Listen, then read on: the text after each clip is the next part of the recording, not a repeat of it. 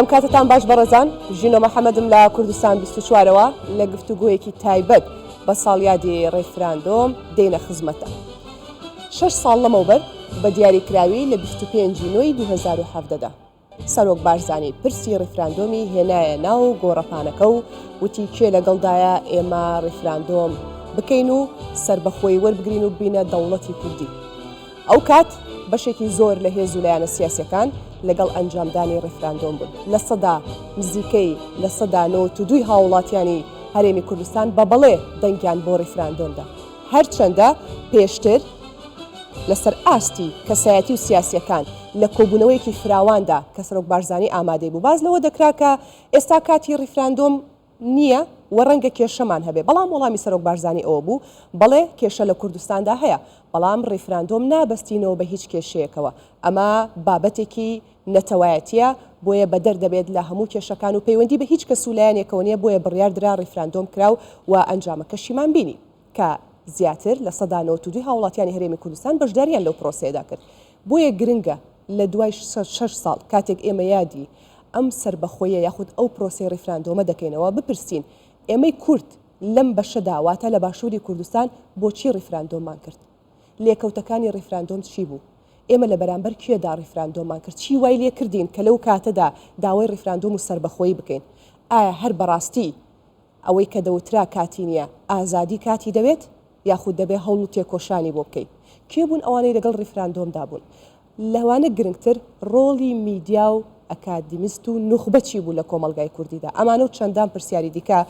بە میوانداری هەرێک لە بەڕێزان کا کۆمەڵێک میوانی بەڕێزمان لەگەڵدای ئەم شەو گفتوگۆی ئەم پرسیان لەگەڵ دەکەین. هەرێک لە بەڕێزان بەڕێز سەربەز لەزگین ئەندامی مەکتەبی سیاسی پارتی دیموکراتی کوردستان بەخێر بێ کاک سەربەز، سپاس بۆی کە ئامادەی لەگەڵمان. بەڕێز غەفور مەخموری سکرتێری گشتی یەکێتی نەتەوەیی دیموکراتی کوردستان، زۆر سپاس بۆ بەڕێزیشت. هەروەها زۆر بەڕێز دکتۆر بەهات حەسیب قەرەداخی ئەکادیمیست و مامۆستای زانکۆ. دکتۆر زۆر بەخێر هاتی، سپاس دەکەم کە ئامادەن لێرە. هەڵبەت لەگەڵ هەرێک لە بەڕێستانە گفتوگوی جیاوازمان کردووە لە ڕەهەندە جیاوازەکان و لەسەر بابەتی جیاواز، بەڵام ئەم شەو ڕێفراندۆم هەمومانی کۆ کردوتەوانێ. جا لەسەر ئیزنی بەڕێستان با من لە کاک سەربەستەوە دەست پێ بکەم.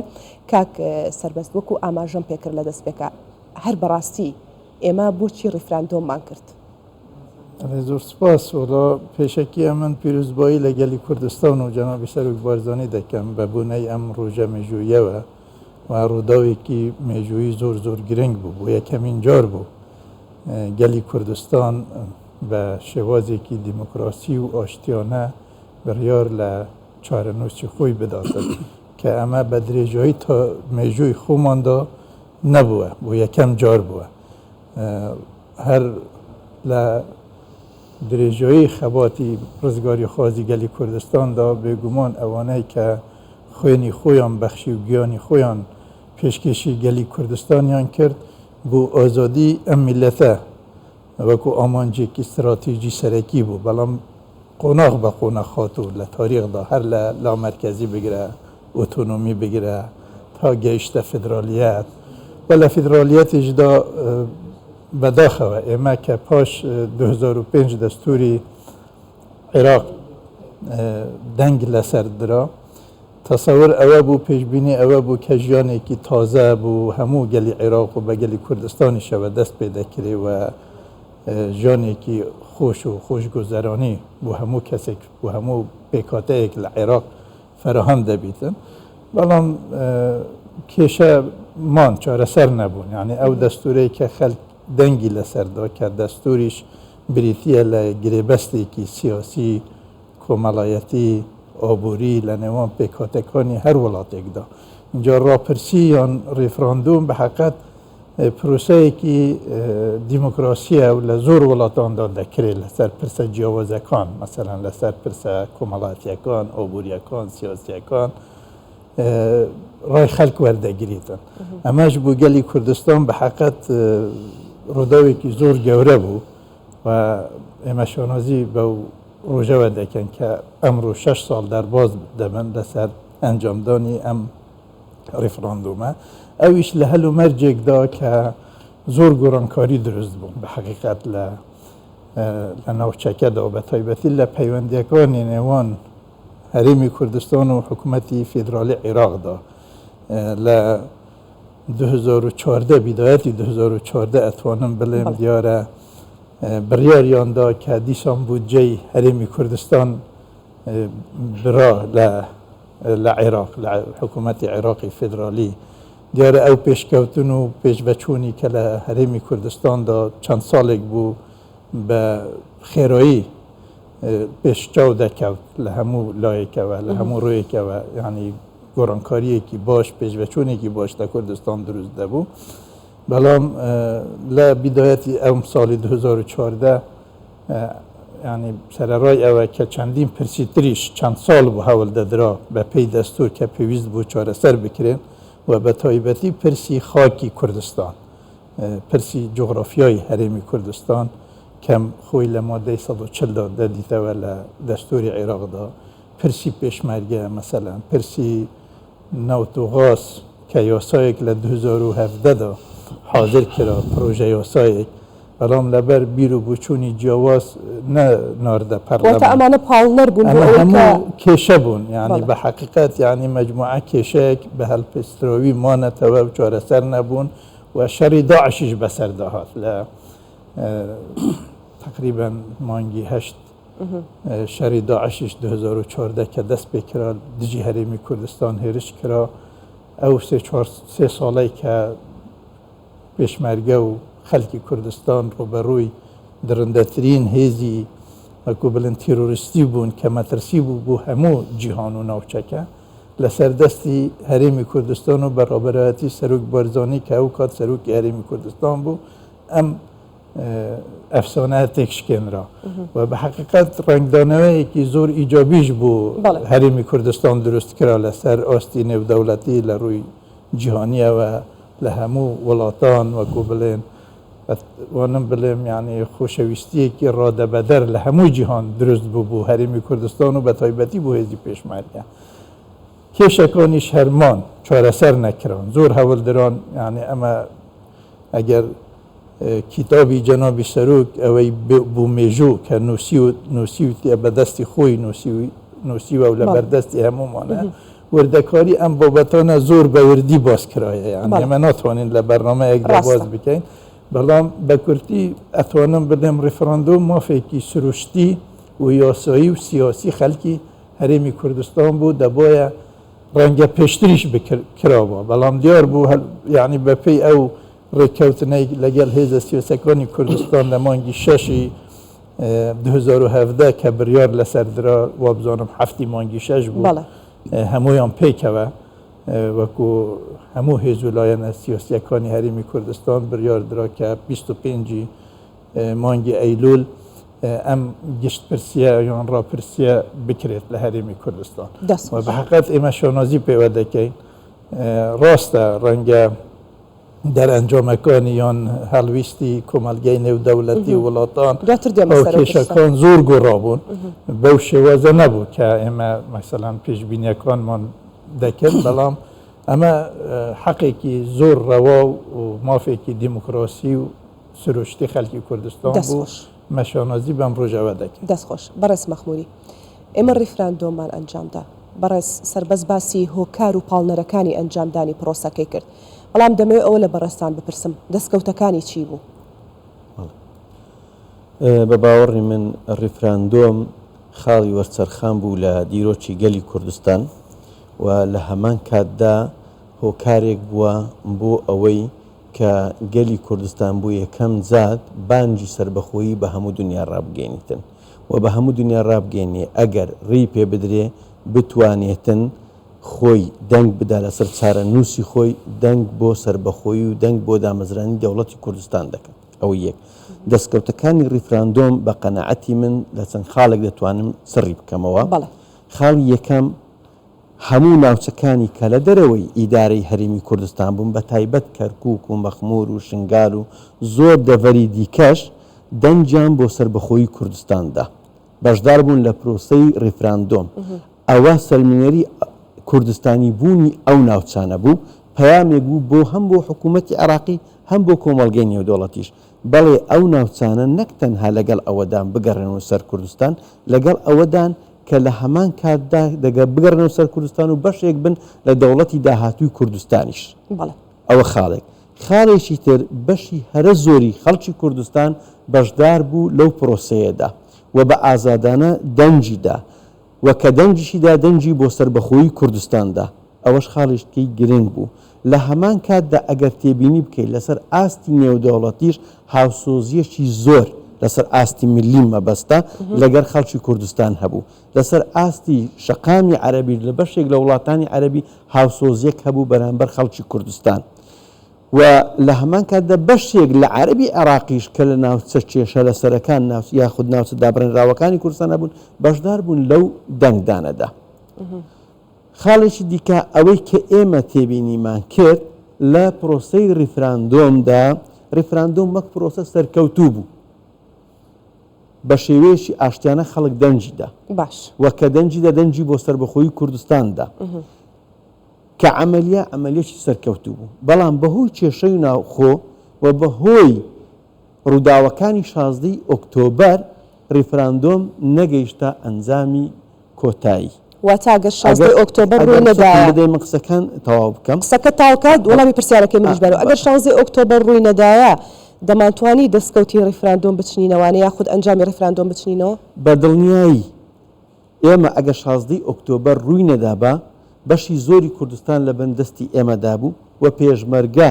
لە خاڵەکانی تەمازدا بوو و کەرکووک و مەخمور و هەموو ئەو ناوچانە بە خوێنی پێشمەرگە ئازاد کرابوو لە شەڕی داعشیش ئێمە لایەنی براوە بووین بەڕاستی لایەنی سەرکەوتوو بووین بەڵام ڕووداوەکانی 16 ئۆکتۆبەر وای کرد کە ئاراستەکە بگۆڕێ وای کرد کە بە ئەنجام گەیشتنی ریفراندۆم بە ئاقاریشتردا بچێتن ئەگەر 16 ریفراندۆم 16 ئۆکتۆبەر نەبا ریفراندۆم هۆکار دەبووە خاڵێکی گرنگ بۆ دانوستاندنی ئێمە لەگەلایانی عێراقی لەگەلایەنە هەرێمیەکان لەگەلایانی نێودەوڵەتی بەڵام 16 ئۆکتۆبەر دەتوانم بڵێم تاڕادەیەک پرۆسەکەی تێکدا و پرۆسەکەی ئالۆز کرد نەیهێش بگاتە ئەنجامی کۆتایی ئەگەر 16 ئۆکتۆبەر نەبا ئێستا ڕەوشی کوردستان لە حاڵەتێشتردا بوو ئێستا کە پێگەی کوردستان بەهێزتر دەبوو ئێستا ئێمە دەمانتوانی لە خاڵی بەهێزەوە گفتوگۆ لەگەر هەموو لایەنێک بکەین و دەمانتوانین لە 2017ەوە ئەگەر داخلی گفتوگۆش باین لەگەر حکوومەتی عێراق ئێمە لەسەر سنوور لەسەر چۆنیەتی جیابوونەوەمان لە عێراق لەسەر ئەو خاڵ نەگفتوگۆمان بکرد بە بەڵام بەداخەوە 16 ئۆکتۆبەر هەموو ئەو بەرنامانەی تێکدا ئەو بەرنامانەی دواخست بۆیە بە قەناعەتی من دەتوانم بڵێم ئەو ناتەباییکە لە کوردستان هەبوو وای کرد ئێمە بگەین بەو ڕۆژگاری کە ئێستاکە هەیە زۆر باشە ئێمە بە درێژایی مێژوو بەڕاستی ناتەبایی ناوخۆیی و نەبوونی یەک هەڵوێستی و یەک ریزی نێوان لایەنە سیاسەکان ئێمەی دواخستووە لە زۆر پرۆژەی نەتەوەی ئێمە دەمانتوانی بەر لە ئەنجامدانی پرۆسەکەش هەوڵێکی چڕمان بدابە بۆ ڕێخستنی ناوەندی سیاسی کوردستان بۆ هێنانەکایی یەک ریزی و یەکدەنجی لەبەرەوەی ئێمە دەمانزانی بەشێک لایەنە سیاسیەکان لەگەر پرۆسەکەدا نەبوون ئەوەش بە شتێکی ئاسایی وەرجدا لەنێو هەر ملەتێکدا لایەنە سیاسەکان بۆچینی جودان هەیە بەڵام لەسەر پرسەنەتەوەی نیشتیمانیەکان دەبێت ئێمە یەک هەڵوێست هاو هەڵوێست بین دواتر دێنە سەر ئەو یەک هەڵوێستی و یەک گوتاری و هاو هەڵوێستیە زۆر بە وردی باسیەکەین جەنابی دکتۆر لە دوای 2005 هەرچەنە من مەبەستمە لەگەڵ بەڕێستان ئەم شەو زیاتر لەلایانی ئەکادیمیەوانێ باز لەو پرسە بکەین لەسەر نوخبە گفتوگۆ بکەین کە بەشداریان لەو پرۆسەیەدا چۆن بووە بەڵام دەمەوێت بەر لەوەی بچمە ناو باسەکە ئەوە لە جەنابەت بپرسم لە دوای 2005ەوە هەمووان چاوەڕێ عێراقێکی نوێیانە کرد کە مامەڵە لەگەڵ هەرێمی کوردستاندا بکات پرسیارەکەم ئەوەیە ئەگەر ئەو عێراقە نوێی کە چاوەڕێ دەکرات بە پێی دەستوریش مامەڵەی لەگەڵ هەرێمی کوردستاندا بکرایە ئایا هەر ریفراندۆمان ئەنجامەدا وەکو ماف سەرەتا نشۆکو هاوڕیانم پیرۆزبایی لە هەموو کوردێکی سەربەرزەکەم بە بۆنەی یادی ڕفراندۆمی سربەخۆی کوردستان و دەستخۆشی لە هەموو ئەوانە دەکەم کە لەو ڕۆژە بە بەڵێ دەنگیاندا هەرگیز ئەوانی کە بە بەڵێ دەنگیانداوە ناومێدی نەیانگرێت و پەشیمان نەبنەوە لەو بەڵێیانن چونکە ئەمە مێژوش ڕێگەیەکی تەخت نییە بەناو باخ و گوڵزارا بڕۆیت هەڵبەز و دابەز و هەوراز و نشێوی زۆری تایە ڕفراندۆمی سربەخۆی کوردستان پرۆسێسێک بوو، قۆناغێکە لە پرۆژەیەکی گەورە، قۆناغێکیمان تێپەڕان. ئێمە ئەو ترس و بیم و تابۆیی کە لەسەر ئەوە بوو کە لە جەنگی جیهانی یەکەم بەدواوە تاوەکو ڕۆژی ڕەفراندۆم نەئەبایە هیچ کوردێک باسی سربەخۆی و دەوڵەتداری بکە، ئەو تاپۆیەمان شکان. ئەو تاپۆیەش لە حیزبێک و دوانوسیانەوە نەبوو. ئەو تاپۆیە، ئەو شکاندنی تاپۆیە لە ڕێی دەنگی لە 1992 پۆینت شتێکی دانیشتوانی هەرێمی کوردستان بوو. و ئەوی تریشی کە بە نەخێر وەڵامی داوەتەوە، نەخێر نەبوو بە سربەخۆیی، نەخێر بووە بۆ ئەو کاتە، بۆ تەوقیتەکە. واتە یەک کورد نەبووە لە دژی سربەخۆیی قسە بکە، بەڵکو ڕای جیاواز هەبووە، گروپێک لە خەڵک ڕایان وابووە و بۆچوونیان وابووە کە ئەو تەوقیتە گونجاو نییە، نا بۆ سربەخۆیی، نا بۆ سربەخۆی ئێستا ئەو دقیقەیە ئەژنا کەس لە دژی نەبووە. دەمێنێتەوە سەر ئەوەی کە ئێمە دەمانتوانی لەگەڵ عێراقە هەڵکەین. من ڕاستەوخۆ و بێ پێچ و پەناپێت دەڵێم، هیچ ڕۆژێک عێراق دەوڵەتێکی سەرکەوتوو نەبووە بۆ پێکاتەکانی. دەوڵەتێک نەبووە کە بە یەکسانی و بە دادپەروەری بە عەقڵیەتێکی ئینسان پەروەر بڕوانێتە هەموو پێکاتەکانی ئەم دەوڵەتە. و دەوڵەتێکە بە زۆر لکێنراوە پێکتریەوە، دەوڵەتێکە سێ ویلایەتی میراتی دەوڵەتی عوسمانی لەبەر بەرژەوەندی بەریتانیەکان و فەرەنسیەکان لە دوای جەنگی جیهانی یەکەم بە زۆر لکێنراوە بە یەکتریەوە. و هیچ ئیرادەیەکی خەڵکی نە عەرەبی تیابووە، نە ئیرادەی کوردی تیابووە، نە ئیرادەی تورکمانی تیابوو، نە ئیرادەی کریستیانەکانی تیابووە. کەس پرسی پێ نەکردووی. بە زۆر لەژێر چەتری یەک دەوڵەتە کۆکراوینەتەوە. ئەوەش ئەنجامەکەیەتی کە دەبینیت ڕۆژێک نییە لە ڕۆژ ینی لە بەیانی تاوەکو شەو لە شەشی بەیانی تا 12 شەو یەک ڕۆژ بەسەر عێراقی 100 ساڵ عمراتیە نەپەڕیوە بەبێ ئاژاوە، بەبێ غەدرکردن لە یەکێ لە پێکاتەکان، بەبێ پێشلکردنی مافی لە یەکێک لە پێکاتەکان. باشە وڵاتێک دەوڵەتێک ئەمە وەزعی بێ معنایەوەیە مۆزاییکێکی خراپە، هونەرمەندێکی نەشارەزا و نەشایستە دروستی کردووە. هیچ بیری لە بەرژەوەندی ئەم گەلانی بۆی چارە ئەگەرە ناکەی کە منتم ئەگەر عێراقێک بەپێی دەستور و عێراقێکی نوێ مامەڵی لەگەڵ کردینە ئێمە هەر ڕیفراندۆمانە کرد. ڕفراندۆم مافە، ڕفراندۆم ناچاری نییە. ڕفراندۆم خۆی خەڵک لە وڵاتان ڕفراندۆمەکە بۆ ڕاپرسیەکە بۆ هەڵکەندنی درەختێک لە شوێنێ بۆ شوێنێک. خەڵک لە وڵاتان لە تیمێکی فوتبۆڵێنی هەیە ئاڵای هەیە. ئەمە کەلچەرێکی مەدەنیە لە وڵاتانی دنیاە. ئەمە لەم وڵاتە دواکەوتوانە ئاڵای کوردستان قەدەغەیە و ڕفراندۆمکردن قەدەغەیە و لە دژە دەستورە و دژەیەک خستنی وڵات شتیوانە. ئەمە مافە، مافێکی سروشتیەوە کاگلزگین وتی تۆ کە لە دایکە بیت مافی خۆتە پرسوڕات پێ بکرێت چۆن بژیت، چۆن ئیداری ژیانی خۆت بکەیت. ڕیفراندۆم ئەو چەمکە لاتینی و ئینگلیزیەیە کە دنیای مەدەنیێت بەکاریێنێ بۆ ڕایکردنی کاروباری ژیانی خەڵکە دیموکراسیەتێکی ڕاستەوخۆیە. واتە لە بری ئەوەی لە ڕێی نوێنەرانی گەلەوە بڕیار لێ بدرێ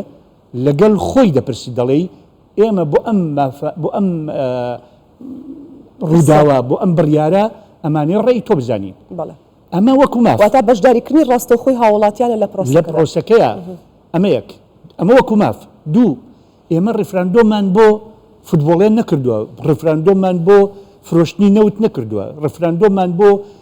مسۆگەرکردنی موچە نەکردووە، ڕیفراندۆمان بۆ سەربەخۆیی کردووە. ئەمەیان مافێکی بێچەن و چوونە. لە مێژەوە لە دوای جەنگی جیهانی یەکەمەوە میلەتانی دنیا، دەوڵەتانی زلهێزی دنیا گەیشتنە ئەو قەناعەتەی کە دەبێت هەموو میلەتانی دنیا لە ژێر دەستی ئەم ئیمپراتۆرێتە گەورانەی کاتی خۆی هەبوون، دەوڵەتی عوسمانی و دەوڵەتی قەیسەری سیزاری ڕووسی و توزانم ئیمپراتۆرێتی برۆسی و نەما میلەتان هەر کەسە چوە ماڵی خۆی بە پێی ڕێکەوتن نامە جیهانیەکان لە دوای جەنگی جیهانی یەکەمەوە هەموو میلەتێک مافی چارەنووسی درایە لە ناو دەوڵەتەکەی خۆیان خۆی مافی ئەوەی هەبێت چارەنووسی خۆی دیاری بکە ئەمێنێتەوە یا جیا دەبێتەوە لەبەر ئەوە من بەڕەوای نازانم کەس بێت گومان لەوە بکە ئایا ئەگەر ئێمە دەستورمان جێبکردایە مافمان نەبوو یان نا مافەکەت هەرە بوو بەڵام ئەی بوومارەسەی مافەکەتەکەی یان نا ئەمە بابەتێکی کێ بابەتێکی فول سیاسیە ئەو وەختە سەرکردایەتی سیاسی وڵاتەکە خۆی بڕیاریەدا ئایا ئێمە بەو دەستورە و بەو مافانە ڕازی دەبووین و ئیتر لەوێ ئەوەستاین و کۆتایی مێژووە بوو یان نا بەڵێ من دڵنیام هەر ڕۆژێک 100 ساڵی کەش بێت هیچ شتاکێکی کورد ڕازی نابێت لەم چوار دەوڵەتە عێراق سووریا ئێران تورکیا ڕازی نابێت ژێردەستەی حکومڕانی نەتەوەیەکی کە بێت و بە چاوێکی سووک بە چاوی پلە دوو سیر بکرێت دەستخۆش لەبەر ئەوە بابەتی ڕفراندۆمی سربەخۆیی پرۆژەیەکە دا بە بەردەوامی لەسەر پێیە و بەردەوامی لە خەیاڵ و لە ئەندێشە و لە دڵی هەموو کوردەکایە دەستخۆش دکتۆر بەڕێز سەربەست لە کۆتایی قسەکانی دکتۆرەوە دەست پێکەم کەوتی وڵاتانی زلهێز ئەوروپا گەیشتونەتە ئەو باوەڕێی کە ئەم هەرێمانە لە ژێردەستی وڵاتان دەربێن و بۆ خۆیان بەڕێوە بەرن بەڵام پرسیارەکە ئەوەیە ئێمە دۆستی زۆرمان هەبوو لە ئەوروپا لە سەر ئاستی نێودەوڵەتی بەڵام لە پرسێکی وەها گرنگدا بۆچی پاڵپشتیمان نەکرا غەفوری بەحسی خاڵێکی کرد کە وەکو بڵێن خۆشەویستیەکی جیهانی لە گەلۆنی جیهان بوو هەرێمی لەسەر ئاستی میلی بوو لەسەر ئاستی ملی بەڵام لەسەر ئاستی دەوڵەتان دایمان بەرژەوەندیەکان لەسەر هەموو شتێک ڕانە یعنی ئەوەی وەکو بڵێن بەرژەوەندی وڵاتانە و بە حقیقەتیش هاوکێشەکان گۆڕاون ئێستا یعنی وەکو جاران نییە مەسەلەن وەکو پێش چەند دەها ساڵ ینی بیرم دێتن لە ساڵی نۆتەکاندا دەیانگوت سیستەمی نوێی جیهانی ینی ڕۆلی ڕێکخراوی نەتەوەیە گرتووەکان و جواتی ئاسایشی نێودەوڵەتی ڕۆلێکی زۆر دیار و بەرچاو و قرسی هەبوو لەناو وەکو بڵێن مامەلەکردن لە جیهاندا لەگەل وڵاتان و لەگەل میلەتان و ئەو ڕووداوانەی کە دەهاتنە پێش مەسەلەن بڕیار دەدران ئیجراعات و پێڕابوون دەکران بەڵام ئێستا شتەکە زۆر گۆڕاوە بە تایبەتی لە ناوچەی ڕۆژهەڵاتی ناوەڕاست و ئەتوانم بڵێم کاریگەری و ڕۆلی هەندێک وڵاتانی دەوروبەرمان یعنی زۆر زیاتر بووە لە جاران زۆر زیاتر بووە بەرژەوەندیەکان چۆن یەکتر دەگرن ئەم وڵاتانی ناوچەکە لەگەڵ وڵاتانی جیهان تەسەوری من لەسەر ئەو بەرژەوەندیانە ئەوان هەڵویست و بڕیاری خۆوەردەگرن ئێمە ناتوانین متمانە بە دۆستەکانمان بکەین ئێمە دایمان پێویستە احتیمات لەسەر خۆمان بکەین ئێمە خەباتی خۆمان بکەین تێ بکۆشین و حاضری و ئامادەکاریشمان هەبیت بۆ قوربانیدان هەموو کاتێک لە پێناو بەرگریکردن لە مافە ڕەوەکانی گەلی کوردستاندا ئەوەی لە ریفراندۆم ڕۆیدا خاڵێکی هەرە گرنگ و ئیجابی ئەوە بوو پێکاتەکانی خەڵکی کوردستان هەمویان بە یەک دەنگ یعنی بەشدار بوون و دەنگیاندا یعنی حتا کورد مەسەلەن بێژگە لە کورد تورکمان عەرەب ئاشووری کلدانی ئەوانەی کە لە کوردستاندا دەژیان بە هەموو پێکاتەکانەوە چ نەتەوەیی چ ئاینی هەمویان بەشدار بوون هەمووشیان بڕیاریان بە بەڵێدا یعنی ئەو ڕێژەی کە باز دەکرێت فعلا ڕەنگە هەندێک دەنگی نەشاست هەموو کاتێک هەنە لە هەموو شوێنێک بەڵام ئەتوانم ینی نزیکەی 93% خەڵکی هەرێمی کوردستان دەنگیان بە بەڵێدا بەڵام کۆمەلگەی نێودەوڵەتی لەسەر ئەساسی بەرژەوەندەکانی خۆیان وڵاتان تەعامل و وەکو بڵێن مامەلە دەکەن و بڕیار و هەڵویستی خۆیان دیار کاتی سەربەست ببوورە ڕاتەگرم بەڵام من ئەمڕۆ زۆر خوێندموانێت لەسەر ئەو پرسە بۆی بزانم ڕای هاوڵاتیان جارێکی دیکە لە دوای 6 ساڵ چییە دکتۆریان ڕای نووسەران چییە کێ چی ئەڵێت ئەوە بەلامەوە گرنگ بوو زۆرینە قسەکان لەسەر ئەوەیە دەڵێ پامێکی نێودەوڵەتی هەبووە بۆی کە هەرێمی کوردستان کورد ڕیفراندۆم نەکا بۆچی چونکە کاتەکەی باش نییە ئایا بەڕاستی ئەوان کاتێکیان دیاری کردو بۆی ئێمە ڕیفراندۆمی تیا بکەین یاخود بە دیوێکی ترا دەتوانم بپرسم ئایا ڕیفراندۆم کاتی دەوێت داواکردنی سەر بەخۆی کات ڕخسەتی من بدەیت وڵی تۆش وەڵام بدەوە با کاک سەربەز وەڵام بداتەوە تۆژەکاری لەسەر ئەوەی ئێمە بینیمان و ئۆگەدارین لە ڕووداوەکان ئەو کات مثلەن جەنابی سەرۆکی هەرێمی کوردستان جەنابی سەرۆک بارزانی لە سەردەرەنەکانی خۆیدا بۆ وەکو بڵێن کۆنفرانسە نێودەوڵەتیەکان بۆ وڵاتان لەگەڵ هەموو لایەک قسەی کردبوو کە ئەو وەزعی کە ئێستا لە عێراق هەیە و ئەو فشارە ئابووری و سیاسیانەی کە لەسەر هەرێمی کوردستان هەن دەبێت ڕێگە چارەیەک حتا لەگەڵ عێراقیەکانیش باس کرا بوو لەگەڵ وڵاتانی دەوروبەری ئێمەش و نەبیت هەر هیچ باس نەکرابێت بەڵام هەلویستێکی دیار و ڕوون لە لای ئەم وڵاتانە بەدی نەدەکرا بە حەقیقەت و لە مانگی 6 بڕیاریاندا هەفتی مانگی 6 بڕیاریاندا تا 25 مانگی نو مەسافەتێکی زۆر لە نێواندایە تەمان ئەم وڵاتانە ئەوانەی کە ئەو پەیامانەیان دەنارد هاتە سەر کە حملەی دەستپێکردنی جەماوەر و وەکو بڵێن کوتایی وەختەکە وەکو بڵێن چەند وەختێکی کەم ما بوو بۆ 25 مانگ کە ڕۆژی ریفراندوم اینجا هاتنە سەرخەت و هەندێک پەیام بە ڕێگای مەسەلەن وەزیرەکانی خۆیان یان نوێنەرانی خۆیان دەنێت کە ئەمە تاجیل بکەن یان ئەمە بۆ ئێستا گونجاو نییە دەوایان دەکرد ئەم شتانە باز دەکرا لە ڕاگەیاندنەکانیشدا باز دەکرا بەڵام ئەوەی ئێمە ئاگادارین بە حەقیقەت یعنی حتا ڕۆژێک دواییەکانی جەنابی سەرۆک بارزانی لەگەڵ هەموو لایەک لەسەر خەت بووە و ئەو باسی ئەو نامانەش دەکەن یعنی هیچ لایەنێک ئەو وڵاتانەی زلهێز کە باز دەکرێن مەسەلەن ئەمریکا یان بریتانیان یعنی هیچ پشتڕاستی ئەو نامەیە کە ڕاستیە لای جەنابی سەرۆک وابزانم لە سەحێلا بوو هێشتا وەکو بڵێن کۆتایی مەرحەلەی شەڕی داعش بوو لە سەحێلا نامەکە بە جەنابی سەرۆک گەیشت وەفدەکی شاتە لای بەڵام هیچ زەمانەتێک نەکرا جەنابی سەرۆک زۆر جار لە ئەعلامیش باز کرا کە داوای کرد کە ئەگەر حاضرن تاجیل بکەن خەی ناکەن بەڵام لە بەرامبەری تاجیلکردنەکە شتێک لە دەستمان دابیتن یعنی پاش چەند ساڵێکی تر ئەگەر بکەین کۆمەلگەی نێودەوڵەتی یان ئەمریکا یان بریتانیا یان وڵاتانی زلهێز چی بۆ ئێمە دەکەن هەلویستیان چی دەبیت ئەو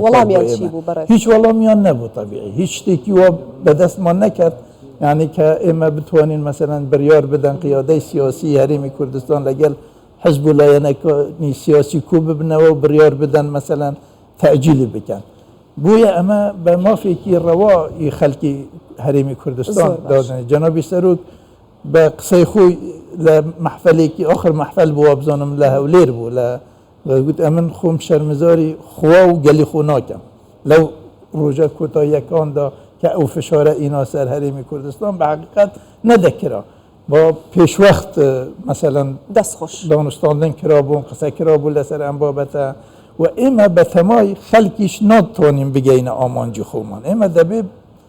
بە خۆمان احتیمات لەسەر خۆمان بکەین و ئێمە ئەو ئیستعدادەمان هەبیتن و قوربان بێ قوربانیش نابی دەبێ قوربانی بدەین بۆ ئەوەی بگەینە ئارمانجی دەستخۆش جەباب بزانین دکتۆر چۆن ئەدوێ لەسەر ئەو خاڵێکی ئەگەر دادگایەک هەبێت دادوەری ناوخۆش و یعنی هۆکارە ناوخۆیەکان و دەرەکیەکان کە بەڕای من دەبێت زلهێزەکانی دنیا زلهێزەکانی بەناو دیموکراسی ئەبێ ئەوانە لە پێش هەموو کەسێکا دادگای بکرێن بۆچی ڕاستیەکەی ئەگەر ئەو پشتیوانیە نێودەوڵەتی کە ئێمە دەمان خواست هەبوایە کە شتێکی زۆر ڕەوا بوو دەبینی لەم چەند ساڵی ڕابردووە دەیان راپۆرت لەسەر کوردستان بڵاو دەکەنەوە ڕێکخراوە جیهانیەکانی مافی مرۆڤ و UN و نازام چۆ و شوێ و ئەمریکا و لەبەر ئەوەی ڕێگە نەدراوە بە دوو هاوڕێگەزخواز خۆپێشاندان بکەن پێمانەڵێن ئێوە مافی خەڵک پێشێل دەکەن و ڕای خەڵک ڕای ئازاد نایڵن خۆی نمایشکات و مافیان پێشێل دەکەن لە کاتێکە ئەوان ماف و ڕای ئازادی لە 1993 ئەم میلەتەیان پێشێل کرد ئەی ئەوە لە شوێنی ئەبێ میلەتی ئێمە لە ئێستاوە تا ئەو ڕۆژی سەربەخۆی بەدەستدێنێ ئەبێ هەموو ڕۆژێک ئەم پرسیارە لە زلهێزەکانی دنیا و دەور و بەرمام بکات. چاوەڕی سەربەخۆی بەدەستبێنین دکتۆر جان چاوەڕی سەربەخۆی بەدەستبێنین وەکو کورد لە باشوور من چاوەڕۆ نییە مەوزوع ئەمە مەبدەئە ئەمە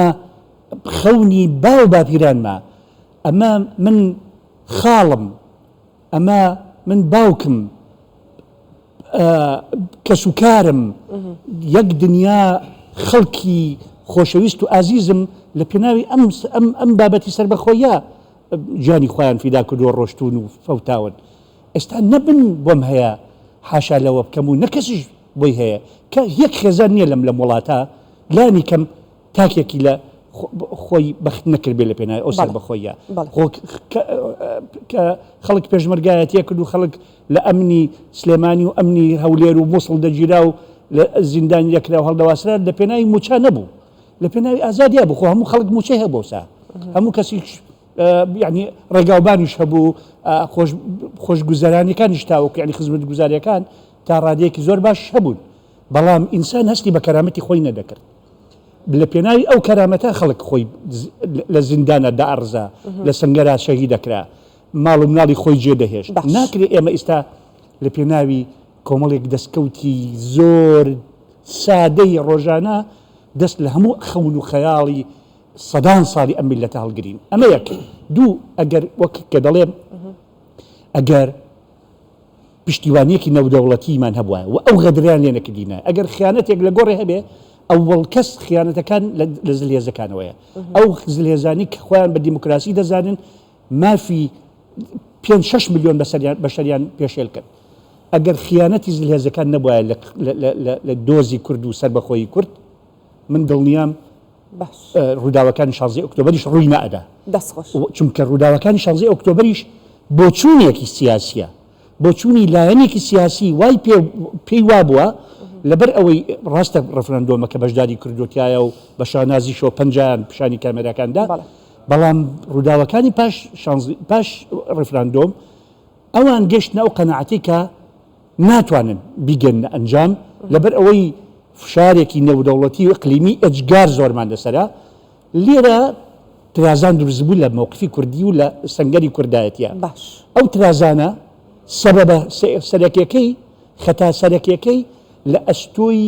هێزە دیموکراتیە نێودەوڵەتیەکانن کە پشتیوانی ئێمەیان لەم پرۆسەیە نەکرد ئەگەر بیان سەدا دەستخۆش ئەم ڕووداوانە بە هیچ جۆرێک بەم شێوەیە نەدەبوو بەڕێز مەخموری دکتۆر و بەڕێز سەربەستی ژەڵێن ئێمە پشتیوانی نێودەوڵەتیمان نەبوو وڵاتە زلهێزەکان کە ساڵانێکی زۆرە مێژوویە کە ئێمە بە دۆستی خۆمانمان داناون و داش ئەنێن تا ئەم ساتێ گفتوگۆکەین بەڵام ئەوان پشتیوانیان لە دۆزی کورد نەکرد باشە نەدەکرا پرۆسەی ڕیفراندۆم یاخود پرسی ڕیفراندۆم دوا بخرێت و بە قسەی ئەوان بکرا کات و شوێنێکی دیاریکراویکەی بۆ تەرخان بکرای بۆی کە پرۆسەکە ئەنجام بدرێ خود نەخێر قسەی چی تێ لەسەری زۆر سوپاس بە باوەڕی من پشتکردنی کۆمەڵگانی دەوڵەتی لەگەلی کوردستان هەموو ئەو پرەنسیپە نێودەوڵەتیانەی خستە ژێر پرسیارەوە پرەنسیپی مافی چاری خۆنووسین پرەنسیپی مافی ئازادی ڕادەربڕین لە هەمان کاتدا جارنامەی گەردوونی مافی مرۆڤ کە زۆربەی وڵاتان ئیمزایان لەسەر کردووە و لە هەمان کاتدا میساقی ئومەم متحیدەش کە باوەڕی بە مافی ملەتانی دیکەشەیە ئەوە هەمووی خستە ژێر پرسیار کە تەنها ئەوانە کۆمەڵێک مەبدەئن ڕاگەنراون ئیشیان پێ ناکرێ ئەوە خاڵێکی دیکە ئەوەی کە ئێمە پێویستە قسەی لەسەر بکەین ئێمە مێژوێشی تاڵمان لەگەر ئەمریکا هەیە کە ئەمڕۆ زلهێزی دنیا و ئاعتیماد دەکرێتە سەر لە زۆر مەسائیلدا ئەمریکا نابێ ئێمە ئەوە لەبیر بکەین 74 لەبیر بکەین لە ئەوجی شۆڕشی گەلی کوردستان ئەمریکا پشتی لە ئێمە کرد ئەوە خاڵێک ئەمریکا لە 2003 ئەگە زۆر دوورتر نەڕۆن لە 1991 لەسەر هەڵدان دیسان گڵۆپی سەوزی بۆ عێراق پێکرد ئەوە بوو کۆڕەوی میلیۆنی دروست بوو خەڵکی ئێمە ڕووی لە شاخەکان کرد ئەوە دواتر بە پێشنیاری فەڕەنسا بڕیاری 688 بۆ ناوچەی دژەفرین دروست کرا ئەوروپا بەهانامانەوە هات ئەوە خاڵێک دواتر ئەگەر ئێمە تێبینی بکەین لە 2003 کە سەدام ڕووخا بریمەر دەویست هیچ هەرێم نێریتن هەرێمی کوردستان نێری بەڕاستی ئەوە پێشنیاری ئەوان بوو لە 2005 ئاوتوو ئەگەر ڕخسەتم بدەین قسەکان تەواو بکەم لە خزمەتتاندام لە 2005 ئێمە بڕیارماندا کە بەشداری پرۆسەی سیاسی عێراق نەکەین. ئەمریکا و بەریتانیا هاتنە سەرخەت گوتیان بۆ مەسەلەی کەرکووک ئەو کات مادەی 58 بوو نەب لە یاسای بەڕێوەبردنی کاتی عێراق گوتیان ئێوە بەشداری پرۆسەی سیاسی بکەن ئێمە گرنتی دەین کە ئەو مادەیە جێبەجێ بکرێتن کەرکووک بگەڕێتەوە سەر کوردستان ڕەوشەکەی ئاسایی بکرێتەوە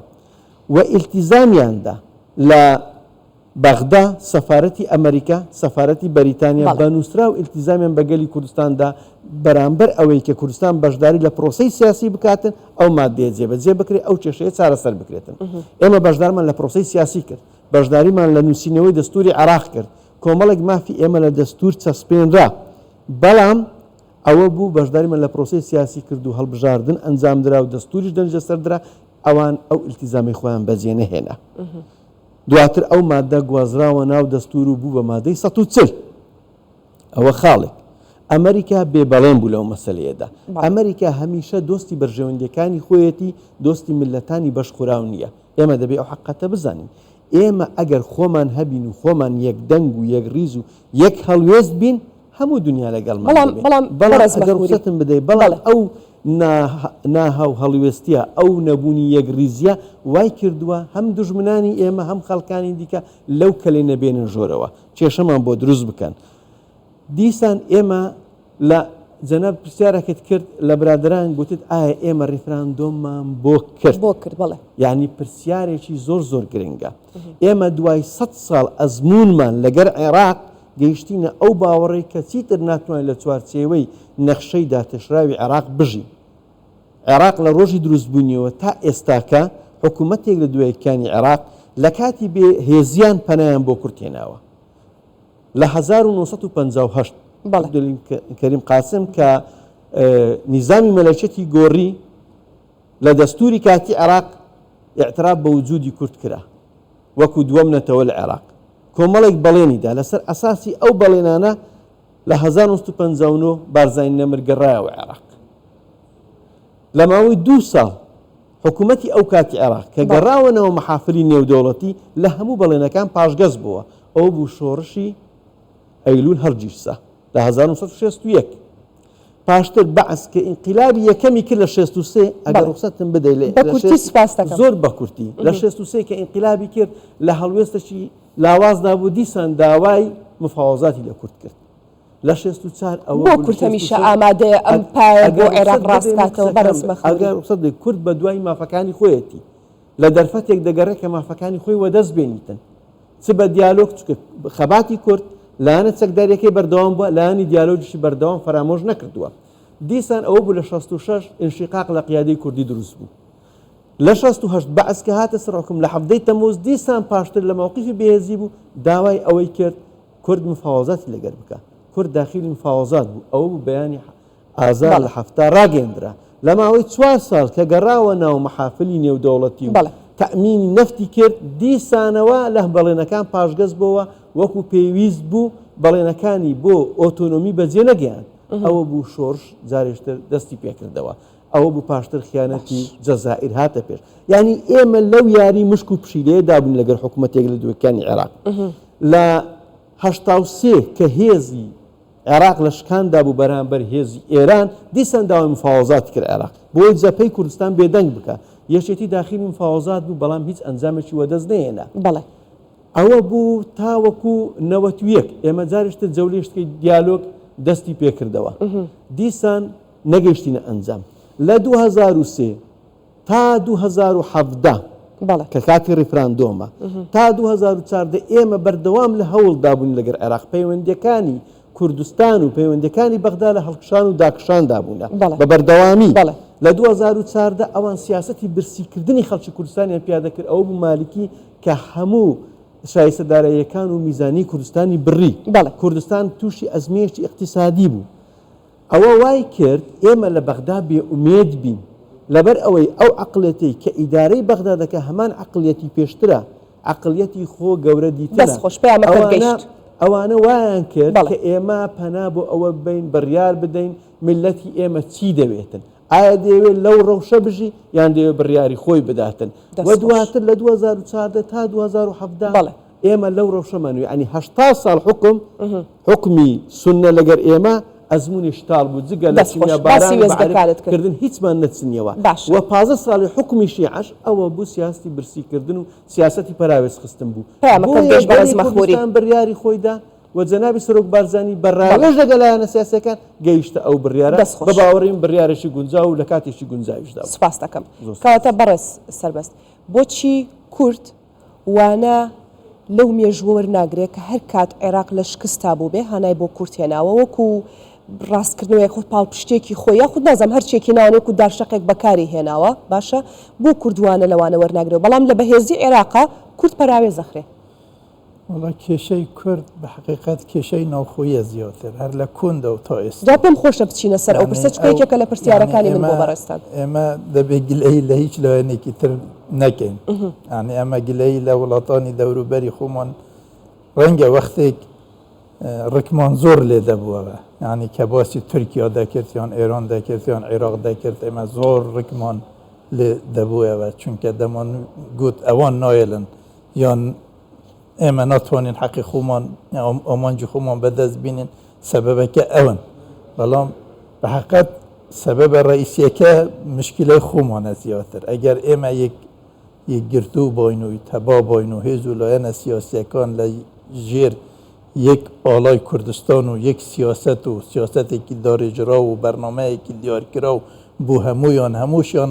پێکەوە خەباتیان کردبووە بۆ گەیشتن بە ئامانج من لەو قەناعەتەدامە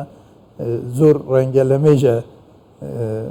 وەزعمان زۆر لە مێژە دەچوە پێشەوە و باشتر دەبووین لە ئێستا و ڕەنگە گەیشت بۆنە ئامانج ئەم یەک نەگرتوویە لەو خۆیە یاخود وڵاتانی ئیقلیمە ڕەنگە دەڵێن ئەوانەی کە شلوڤە ئەکەن مەسەلەن دەڵێن ئەمە سەبەبێک زۆر هۆکار دینن مەسەلەن چوار پارچەکردنی کوردستان و بەڵام کورد کوردە یعنی دەبێ کورد یەکگرتوو بن دەبایە ئەم هەموو گەلێن و درزانەی کە هەن لە نێوان لایەنەکانی سیاسی لە ناو خودی هەرێمی کوردستاندا و لە ئاستی پارچەکانی تریشدا بەو شێوازە نەبووم بە حقیقت دەبایە هەمویان لەسێر بەرنامەیەکی یەکگرتوو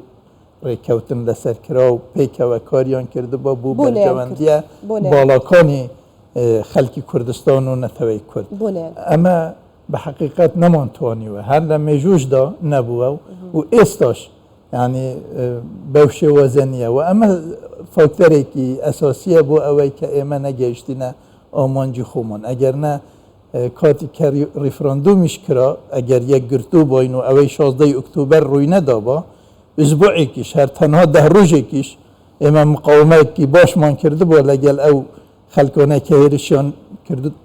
دەکردە سەر کوردستان وەزعەکە بە شێوازێکی تر دەهاتە پێشەوە ئەوەی ئێستا هەموو ڕەنگە ئێستا بەو شێوازە نەبوو دنیا زۆر شتەکان ڕەنگە گۆڕانکاری زۆر دروست دەبوو بەڵام بەداخەوە یعنی بە حقیقت ینی هۆکارە سەرەکیەکە زیاتر ئێمە پێویستە گلەی لە خۆمان بکەین و بە تەسەووری من خەڵکی کوردستانی هشیارە لەو بابەتەوە دەزانن هەڵویستی هەر لایەکیش دەزانن و دەزانن کات یعنی کێنە ئەوانەی درسوز و لە بەرەی نیشتیمان پەروەری دانە و بۆ ئامانجی پیرۆزی گەلی کوردستان خزمەت و خەبات دەکەن و کە ئەوانەی تری یعنی ئەم لەو ئەولایان لەگەڵ ئەم لەو ئەولا شت بۆ بەرژەوەندیەکانی خۆیان دەکەن تەسەوور دەکەم خەڵکی کوردستان ئەمە دەزانیت و زۆر وشیارن لێ دەستخۆش دکتۆر ڕێگەم قسەیە بەستمەوانێ بەچیەوە ئەو هۆشیاری هاوڵاتیانیش کە بەڕێ سەربەست باسی کرد بە هەستی نەتەوایەتیەوە لای تاکی کورد زۆر جار باز لە کاڵبوونەوەی هەستی نەتەوایەتیەکرێ لای تاکی کورد یەکێک لە هۆکارەکان کە زۆر بەرجۆمان کەوتووە هێز و لایەنە سیاسیەکان نوایان کردووە کە ئەم هەستە کاڵ بێتەوانێ بەڵام پرسیارەکەی من بۆ بەڕێزت ئەوەیە ئەی میدیاکان چ ڕۆڵێکیان گێڕاوە ئەگەر چایە بخشێنەوە بە مێژووی میدیای کوردیا یەکەمین دەستگای میدیای کوردی ڕۆژنامەی کوردستانە کە بەدرخانیەکان لە قاهرە دەریان کردووە ساڵی 1898 ئەو پرۆژەیە ئەو ڕۆژنامەیە خۆی بۆ خۆی پرۆژەیەکی نەتەوەییە پرۆژەیەکی ڕۆشنگەری نەتەوەییە هوشیاری نەتەوەیی بۆ یەکەمین جار کە خرابێتە سەر پەڕەی ڕۆژنامە و لە ناو خەڵکا بڵاو بوو بێتەوە لە ڕۆژنامەی کوردستانەوە دەستی پێ کردووە. ئەو ڕۆژنامەیە چەند ژمارەیەکی کەمی لێ دەرچووە 25 ژمارەی لێ دەرچووە، بەڵام دەنگدانەوەیەک و ڕنگدانەوەیەکی یەکجار سەرسامهێنەری هەیە لە ناو خەڵکی کوردی ئەو سەردەما، لە ناو سەرۆک عاشرەتەکانە، لە ناو خەڵکی خوێندەوارە، لە ناو پیاوانی ئاینیە، لە ناو خەڵکە شۆڕژێڕەکەی یاخەکەی کە هەموو کوردی لە باکوور تا باشوور لە ڕۆژهەڵات تا ڕۆژ ئەوە هەر هەمووی ئەتەی بیبەستیەوە بەچیەوە ئەوە دەمێت بیبەستمەوە بۆی کە یەکەمین دەستگای میدیایی کورد توانی دەنگی کورد یەک بخات. بەڵام بەداخەوە هەر پاش نەمانی ئەو ڕۆژنامەیە و پاش داگیرکردنی کوردستان لەلایەن ئینگلیزەوە ئیتر ڕەوتی میدیای کوردی بە ئاراسەیەکی ئەڕوات. یعنی ئێمە بەداخەوە هەموو ساڵێک لە 22 چوارە یادی ڕۆژنامەگەری کوردیەکەینەوە و کۆمەڵێک ڕسم هەڵەواسن ئەڵێن ئەمانە ئەم زاتانە پێشەنگی ڕۆژنامەوانی کوردین. بەڵام کەس لە خۆی نەپرسی ئەدی خوا بزانین ئەم پێشەنگی ڕۆژنامەوانی کوردیایە چیان نووسیوە، با بژین ڕۆژنامەکانی ئێوسەدەمە بخوێنینەوە، ڕۆژنامەکانی پێشکەوتن بخوێنەرەوە، ڕۆژنامەی تێگەشتنی ڕاستی بخوێنەرەوە، ڕۆژنامەی ژیانەوە بخوێنەوە. ئەوان چیانمان کرد دەزانی 100 ساڵ لەمەوبەر هەر ڕێک وەکو ئێستا 100 ساڵ لەمەوبەر مێژوو خۆی دووارە کردەوە. ئێستا چۆن ئەمڕۆ لە سۆشیال میدیا کۆمەڵێک قەڵەمی نازام ناوی بنیم چی، قەڵەمی سەر لێ شێوا و کاڵفام لە دژی سربەخۆیی و لە دژی ڕفراندۆم و لە دژی کورد و لە دژی هەموو پیرۆزێکی کورد قسە دەکا، نازانم بەنیازەکە دیکە. 100 ساڵ لەمەوبەر ڕۆژنامەی کوردی و ڕۆژنامەوانی کورد بە هەمان نەفەس قسەی کردووە، بە نەفەسی عێراقیچێتی لەبری ئەوەی هانی هوشیاری نەتەوەیی و سربەخۆیی کە ئەو سەردەمی سربەخۆیی میلەتان بووە. تازە بە تازە میلەتان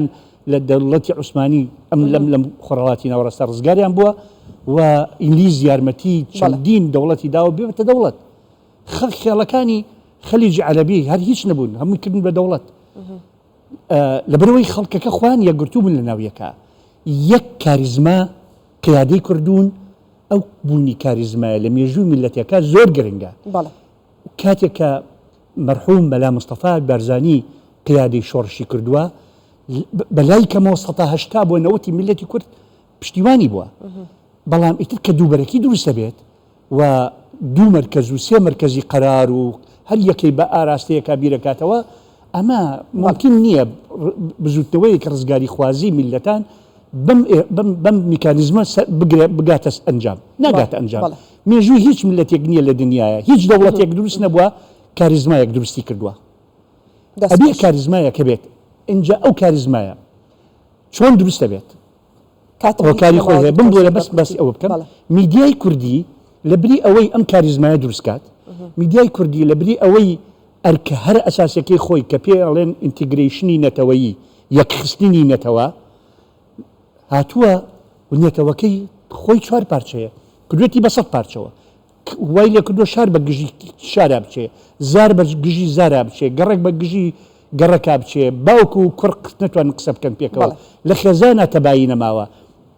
میدیای کوردی و سۆشیال میدیای کوردی بە سیاسی کراو بەشێکی هەرە زۆری، ناڵێم هەمووی، ڕۆڵێکی ئەجگار خراپ دەبینێ. هەموو ئەو ڕۆڵەی کە داگیرکەر ئەبوایە بیژێڕایە، ئەمان بەخۆ بەخشی ئەیجێژێڕن. و من ئێستا لەم ڕۆژە یەک داواکاری بەسیتم هەیە لەم بەرنامەی جەنابتانەوە. داوا لە بەڕێز سەرۆک مسعود بارزانی، بەڕێز بافڵ تاڵەبانی دەکەم. ئەم ڕۆژە ڕۆژی کولاندنەوەی برینی یەکتری نییە، ڕۆژی پشت قایمکردنی یەکتریە، ڕۆژی ئەوەیە لاپەڕێکی نوێ بکەینەوە. سوود لەو هەموو ئەو ئەزمونە تاڵەی بەسەرمانە هاتووە لە ماوەی ئەم 6 ساڵی ڕابردووە، سوودی لێ ببینین و ئەو بهێنینەوە بەرچاومان ئەو ڕۆژانەی کە بەڕێز مسعود بارزانی و خوالێ خۆشببوو مام جەلال دەستیان یەکتریانە گرت. کورد لە توانایەک و لە چ باڵاییەکا بوو و داگیرکەر و دوژمنەکان و نەیار و یارمان چ حسابێکیان بۆ کردین. بەس ئەوە بێنەوە بەرچاوی خۆیان. دڵنیام پاشە ڕۆژی کە ڕوونەک وریام چاوەڕێ قسەی زیاترتان هەیە لەسەر پرسەکە چونکە وەکو باستان کردو وەکو منیش ئاماژەم پێکرد پرسێکی گرنگە بەڵام کاتم نەما سوپاسانەکەم بۆ هەرێک لە بەڕێزان سەربەز لەزگین ئەندامی مەکتەبی سیاسی پارتی دیموکراتی کوردستان هەروەها بەڕێز غەفور مەخموری سکرتێری گشتیەکێتی نەتەوەی دیموکراتی کوردستان سوپاس دەکەین زۆر بەڕێز دکتۆر بەهات حەسیب قەرەداقی ئەکادمیست و مامۆستای زانکۆ سوپاسانەکەین کە ئامادە بوون لەگەڵمان دەستان خۆش بێت. سپاس بۆ ئێوەش. بەڵێ بەڕێزان ئەم گفتوگوۆیە کۆتایی هات ئێوە شەرشاد بن. دەستان.